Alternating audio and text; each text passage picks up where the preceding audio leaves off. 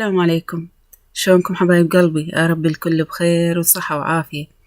اليوم حبيت أقدم لكم فطاير بشكل جديد، طريقة جدا سهلة ما تحتاج وقت ولا تخمير هواية، فأتمنى تنال إعجابكم. تنفع للإفطار، تنفع للسحور. خلينا نشوف المقادير وطريقة العمل. بالبداية راح أسوي الحشوة اللي نحشيها بالفطائر. نحتاج فلفل ملون، نحتاج بصلاية، 3 سنون من الثوم، نص صدر دجاجة. سويت هاي الكمية طبعا كلها مع الخضروات، تبلتها قبل بيوم بالثلاجة، خليتها بالليمون والبهارات، أي شي يعجبكم تقدرون تخلون بالتتبيلة. هنا عندي البصل الباودر، الثوم الباودر، وعندي أيضا فلفل مجروش، شوية ملح، وأيضا البابريكا. فهنا بالبداية بالنسبة للبصل راح نقطعه شرائح. خليت زيت بالطاوة، نبدي نحمس بالبصل لحد ما يتذبل. بهاي الأثناء نبدي نجهز الثوم والفلفل.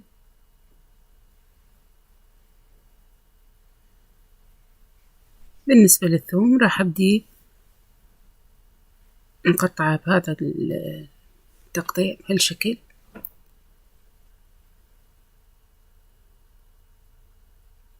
وبالنسبة للفلفل نقطعه شرائح رفيعة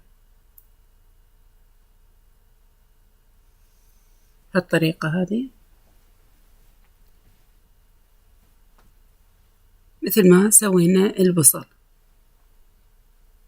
وهنا طبعا نبدي نقطع صدر الدجاج، وكذلك شرائح تكون رفيعة.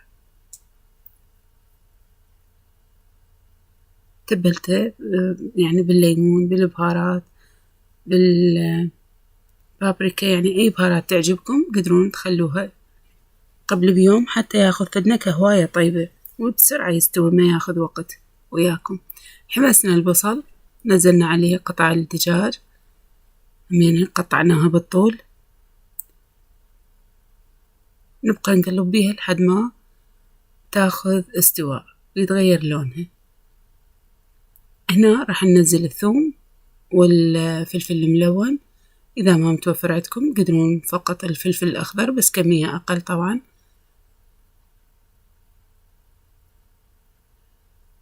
تقليب مستمر لحد ما ينحمس ويانا. نخلي الملح حسب الرغبة طبعا. وهنا راح نضيف البهارات.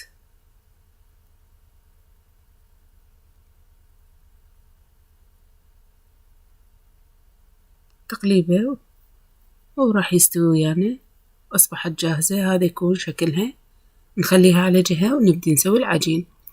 بالنسبة للعجين عندي هنا 6 أكواب بكوب القياس من الطحين الأبيض متعدد الاستعمالات، وعندي أيضا مي للعجن، تقريبا كوبين راح ناخذ مي، ربع كوب من الزبدة، ربع كوب من الحليب الباودر، ينطيها فد قوام رهيب للحليب الباودر، وعندنا 4 ملاعق طعام من الزبدة ما يعادل ربع كوب، وعندنا الملح ونص ملعقة طعام من البيكنج باودر، ملعقة طعام من الخمرة، ورشة سكر بسيطة حتى تتفاعل عندنا الخمرة وتتنشط.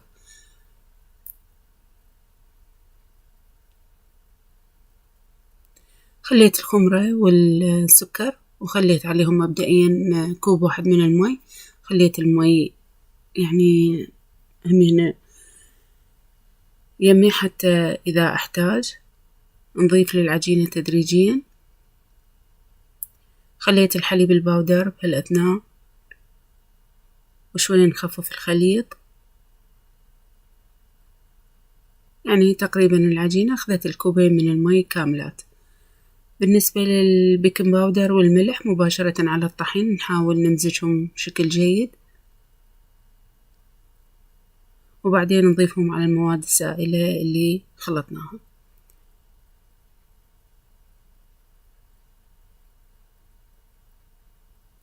بقى عندنا الزبدة أثناء العجن، راح أدخلها بالعجين.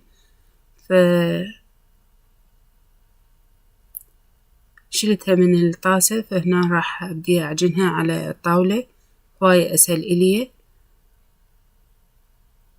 وانتوا بعد يعني حسب الرغبة شلون تحبون تعجنوها بالإيد، تعجنوها بالعجانة. أنا أشوف هيجي هواية سهل وما تاخذ وقت.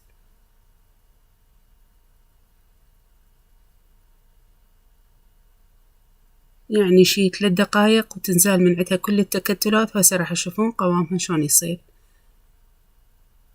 هاي من بعد ما جهزت شي يصير قوامها جدا طرية. هنا راح نبدي نقطعها مباشرة. هسه راح تشوفون يعني الطريقة ما تاخذ وقت، مجرد ما نسوي الحشوة وبعدين نبدي نقطع العجين.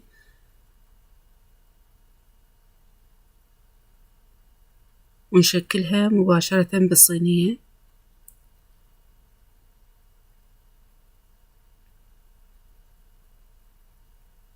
أنا أشوف العجينة قبل ما تختمر نشكلها تكون أسهل ويانا وأطرى. إذا اختمرت وتضاعف حجمها شوية تكون أصعب. فبهالطريقة ما دامها بعدها يعني عجين ما بيها أي يعني صاير بيها هواء مال التخمير، فتصير ويانا سهلة بالتشكيل مال الأقراص والتشنيق.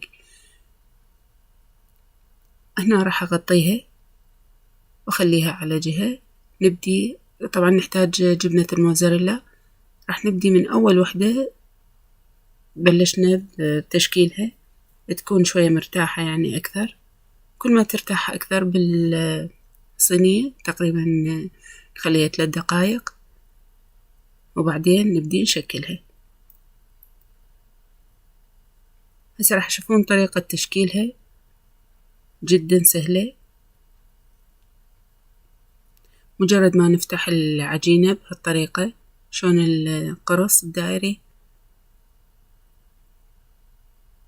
هاي طبعا إذا تكون مرتاحة وياكم أبد ما تاخذ وقت بالفتح. ننفضها شوية من الطحين.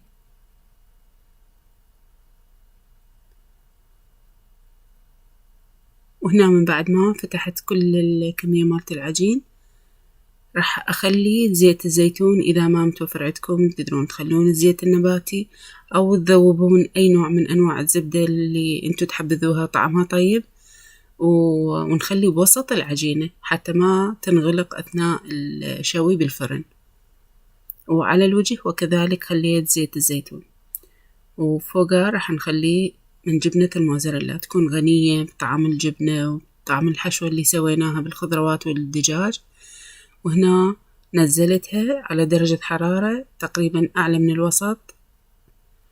ومثل ما تشوفون هيك يكون شكلها. تفتحوها بكل سهولة بما أنه بيها يعني كمية من الزيت خلينا بالوسط فما راح تنغلق أثناء الشوي. تنفتح وياكم بكل سهولة. تقدرون تحشوها طبعا أي حشوة أنتو تحبوها تحبذوها. يعني مرات نحشيها بالجبنة الكريمية أو الجبنة العادية أو المالحة. وهنا خلينا لها السلطة وهذا يكون شكلها النهائي. أتمنى تنال إعجابكم هاي الوصفة جدا طيبة وسهلة وسريعة وما تاخذ إن شاء الله وياكم وقت. يا ريت تشاركون هذا الفيديو بين الأصدقاء. أكون ممنونة من عندكم حبايب قلبي. في أمان الله.